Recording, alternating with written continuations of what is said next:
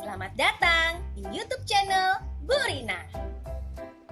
Hari ini kita akan belajar tema 2, subtema 2, pelajaran, bahasa Indonesia, dan IPA. Kita mulai dari pembelajaran bahasa Indonesia. Anak-anak, apabila anak-anak diminta untuk mencari informasi penting sebuah bacaan, anak-anak dapat menemukan informasi penting tersebut dengan menggunakan kata tanya. Untuk mempermudah anak-anak membuat kalimat tanya, anak-anak bisa menggunakan kata tanya untuk membuat kalimat tanya dengan menggunakan adik simbah. A. Apa? Di mana? K. Kapan? Si. Siapa? M. Mengapa? Dan ba. Bagaimana?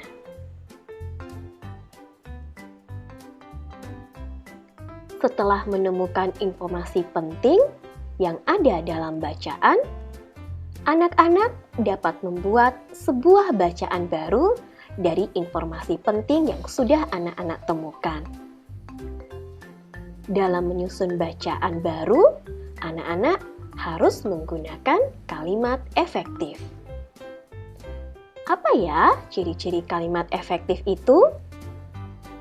Yang pertama, memiliki unsur penting. Minimal terdiri dari subjek dan predikat. Yang kedua, menggunakan struktur bahasa yang tepat. Yang ketiga, memenuhi kaidah ejaan yang berlaku.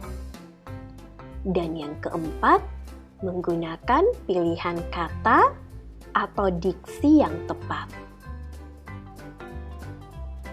Selanjutnya, kita akan belajar ilmu pengetahuan alam.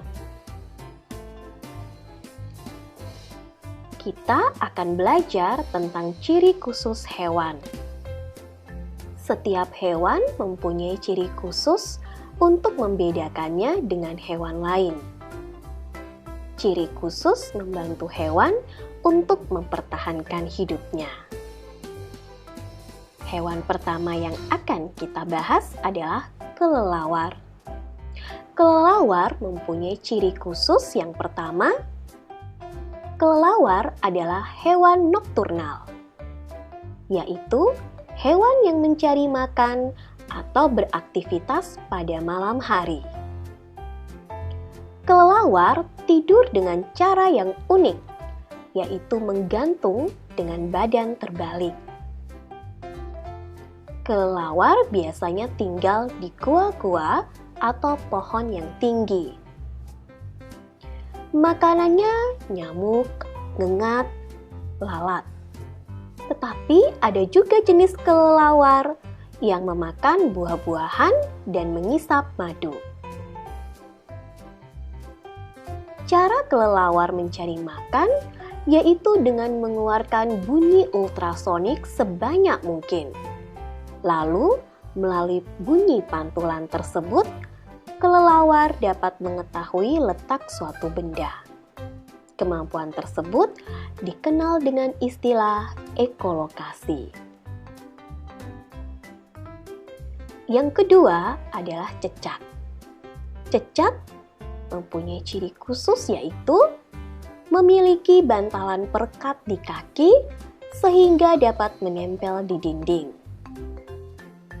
Cecak juga mempunyai kemampuan autotomi, yaitu kemampuan melindungi diri dari musuhnya dengan memutuskan ekor.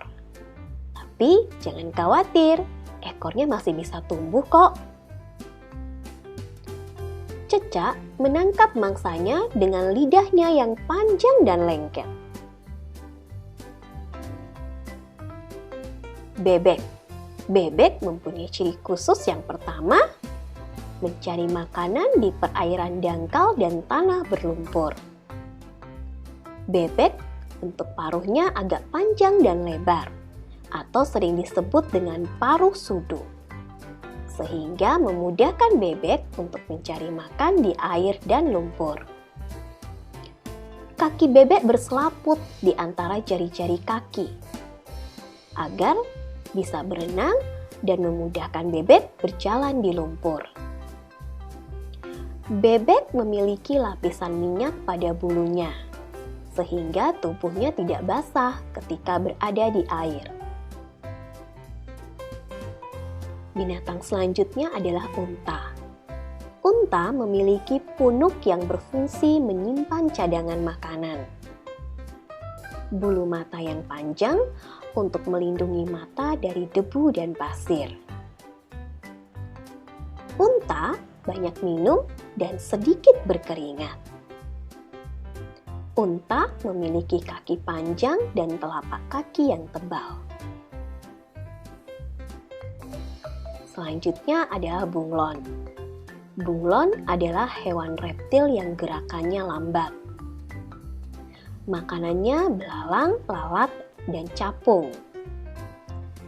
Bunglon memiliki kemampuan mimikri, yaitu mengubah warna kulit sesuai kondisi lingkungannya.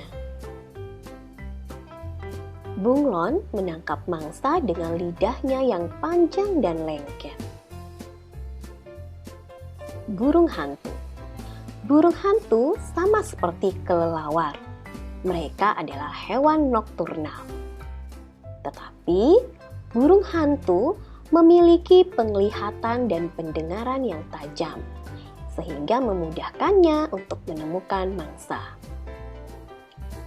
Leher burung hantu lentur, sehingga kepalanya bisa berputar ke segala arah. Hewan terakhir yang akan kita bahas adalah semut. Semut mempunyai antena untuk menyentuh, membau, merasakan getaran bunyi, dan berinteraksi satu sama lain. Demikianlah pembelajaran kita pada hari ini. Setelah anak-anak menonton video pembelajaran tadi, maka tugas hari ini adalah yang pertama, membuat peta pikiran berdasarkan LKS halaman 63 tentang pertempuran Surabaya. Anak-anak dapat menggunakan kata tanya adik Simba untuk mempermudah penyusunan peta pikiran.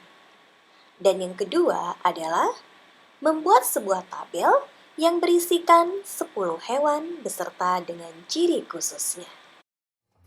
Sampai jumpa pada pembelajaran selanjutnya. Jangan lupa like dan subscribe ya.